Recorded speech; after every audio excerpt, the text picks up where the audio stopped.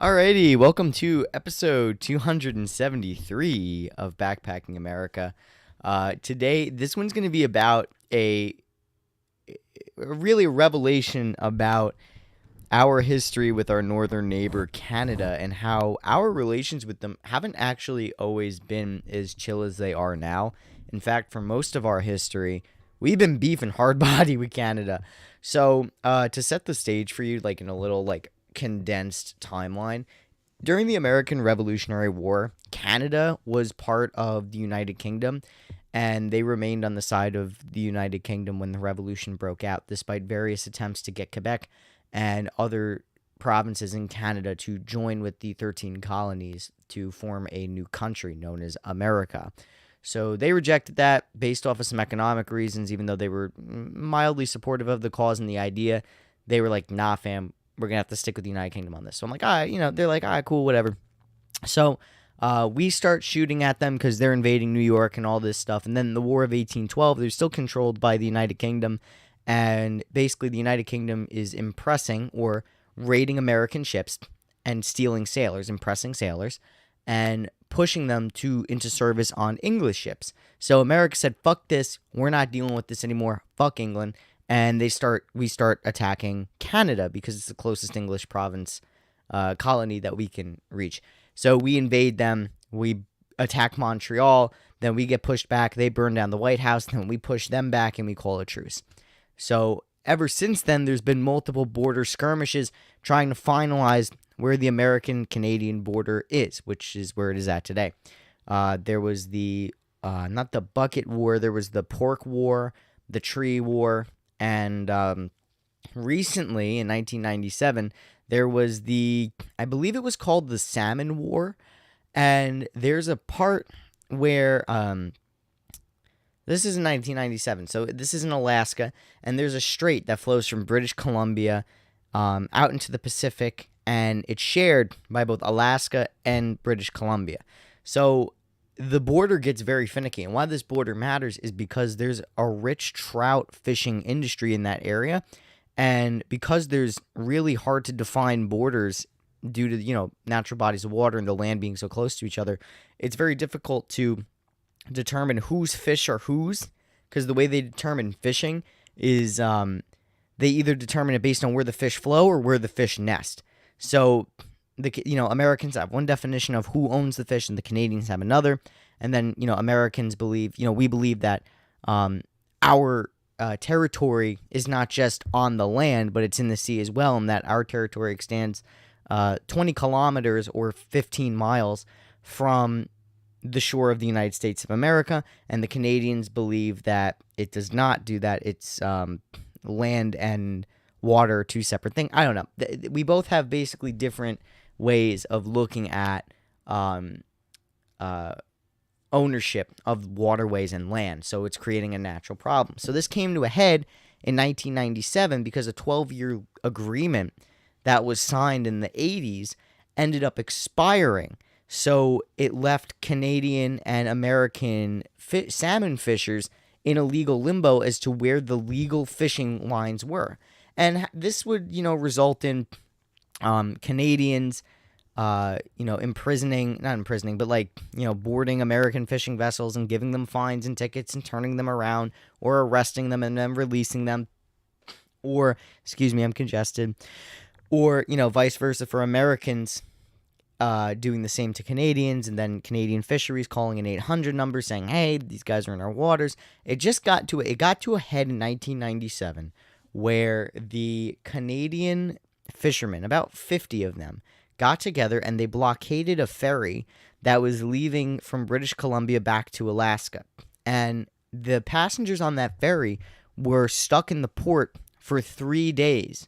So they couldn't leave Canada unless they either left the ferry, debarked, and got on a plane, or drove 5,000 to 9,000 miles back to Alaska through British Columbia, through whatever other fuck territories, and back through Alaska, which some people did. So the Canadian fishermen ended up being told to stand down by the Canadian Interior Ministry or something, and they said, you got to stand down so that way we could negotiate with the United States and figure all this shit out. And they're like, all right, fine. And then they got, a summons, and a lot of them just left. And the United States Attorney General and the state of Alaska Attorney General, the United States State Department and the Attorney General of Alaska sued British Columbia, and the State Department strongly condemned the actions of our northern neighbors, and relations in that area have been pretty chilly. For the most part, relations with Canada are pretty okay, but recently they've been soured as of 2020. Canada looks at more of us as a threat. I've covered this in many podcast episodes, where if Trump didn't concede the election to Joe Biden, they would have taken military action, so they threatened, or they would have taken diplomatic action. And then recently they said that, we're making plans in case America falls into an authoritarian dictatorship, and who knows what that means or what they consider authoritarian. Then we have, recently the Canadians, what they did was, because they're insane, and this is why this is what spawned this episode, this anti-Canadian rage fit, is the Canadians were dumb enough, not willful enough, dumb enough to invite Volodymyr Zelensky to their parliament, and a Ukrainian Waffen SS member who fought against the Soviet Union with the Germans, the Wehrmacht and the Schutzstaffel, and fought against the Soviets on the side of the Nazis. Now, the way the Canadians branded it, he fought against the Russians and for the liberation of Ukraine, for Ukraine to be an independent state. But what they didn't realize is that what the Nazis did was they created puppet states to run their conquered territories. They didn't just annex it as part of Germany. They created puppet states and client states to manage occupied territories, such as Hungary, Romania, Czechoslovakia, Latvia, Lithuania, the Netherlands. All these places had their own, governments. They were just Nazi. Now, what they didn't realize was that they were aiming to do the same thing in the Soviet states. They want to make Lithuania, Latvia, Belarusia, Ukraine, Kazakhstan, Russia. They wanted to make them all Reichskommissariats or Reich commands. These colonies essentially, and Ukraine was to be one of those. So what they did was they pandered to the Ukrainian nationalist sentiment that has existed in the Russian Empire for centuries, and they Nazified it. And that guy that they honored, which I don't even remember his name, that's how little I give a fuck about the guy. I give more a fuck about the principle. That's why guys like that existed, because it was Nazified, and that guy was created as a puppet soldier to establish a fake, not in air quotes, or literally a fake Ukrainian state that was aligned with the German Reich, the Third Reich, the Nazi Reich, against the Soviet Union and all the free world, really.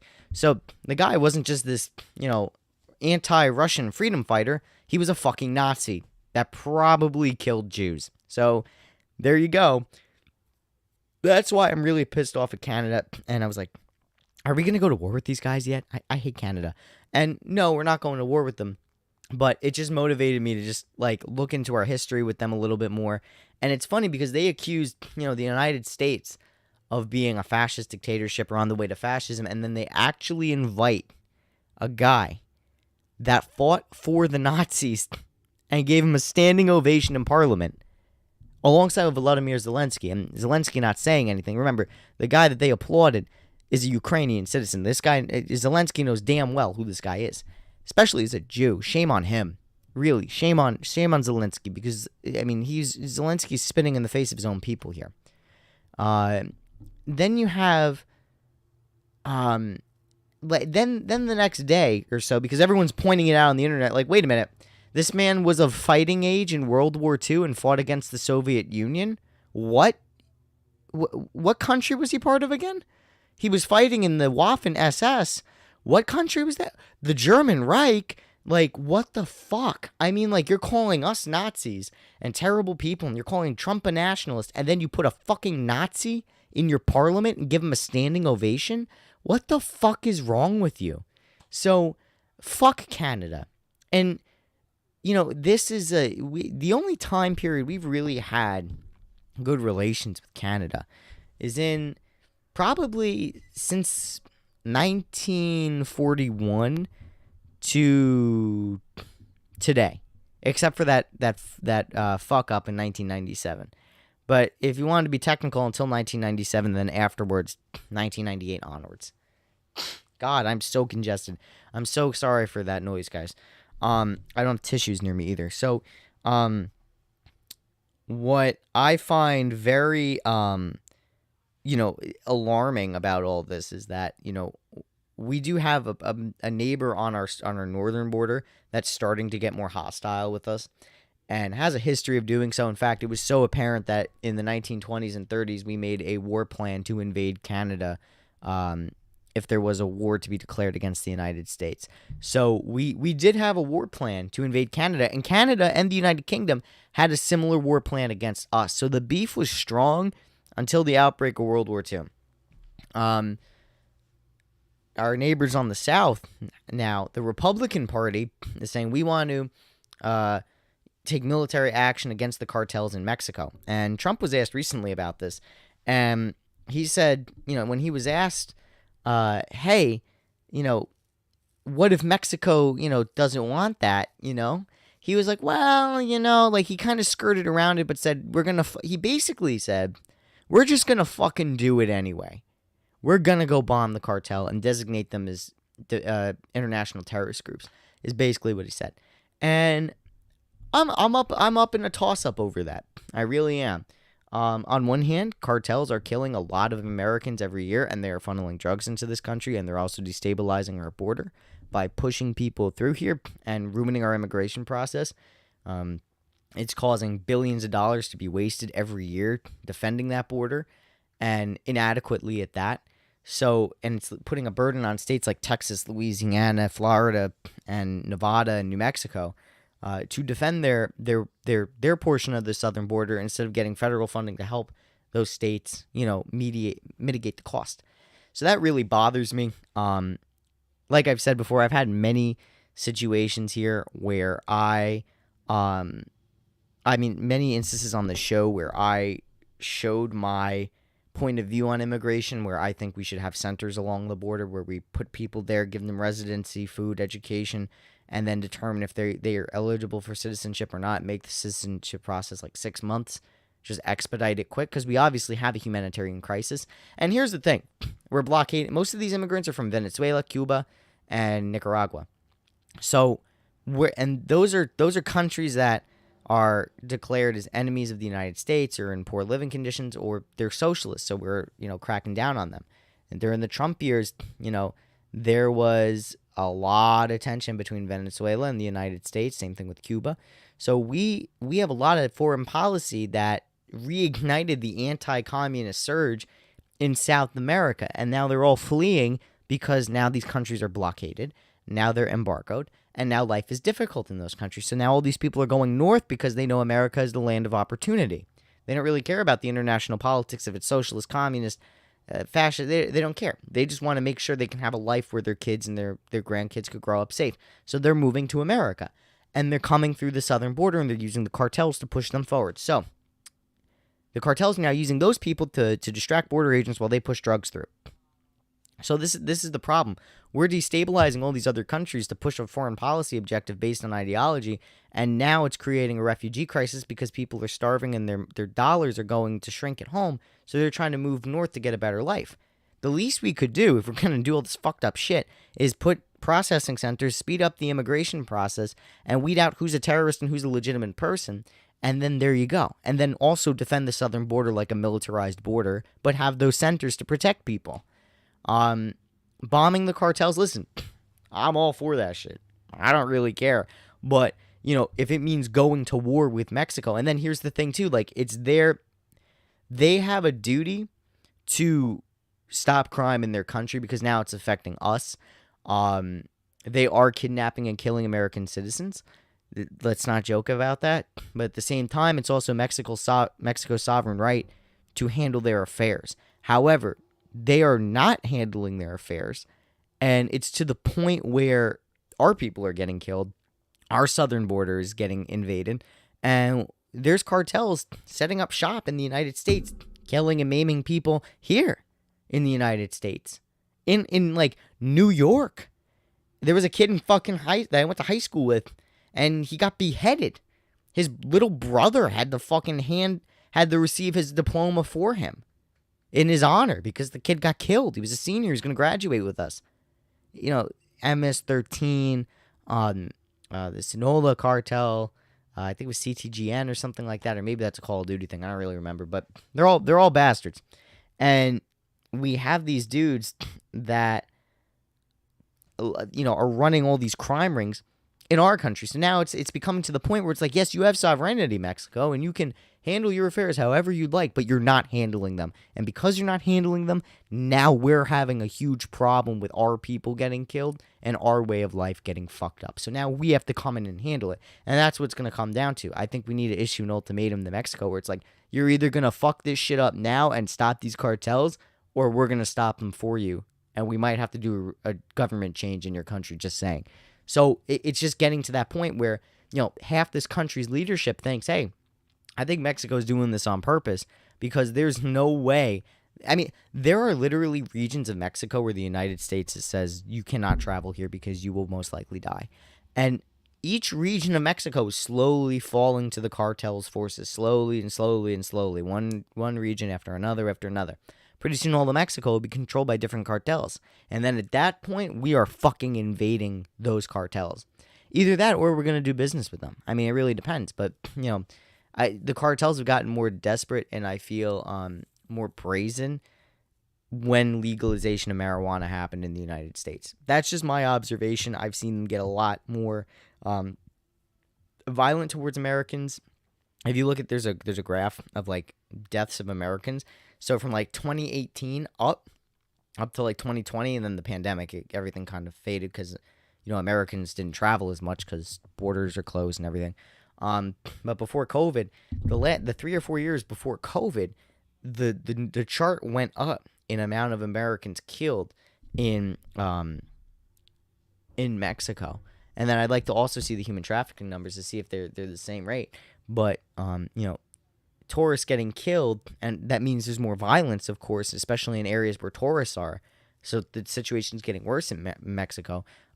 Us legalizing drugs in America is actually destabilizing Mexico more and forcing the cartels to be more violent.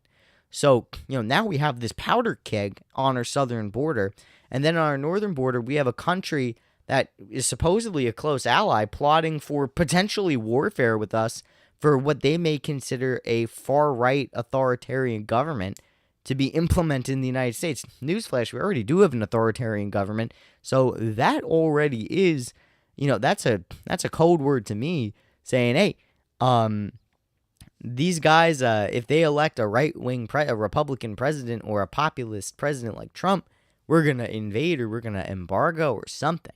So that's really my that's really my concern here, is that we're in a really bad position and we're trying to pretend we're not in one. And that's what's going to cause some serious problems in 2024 come election time.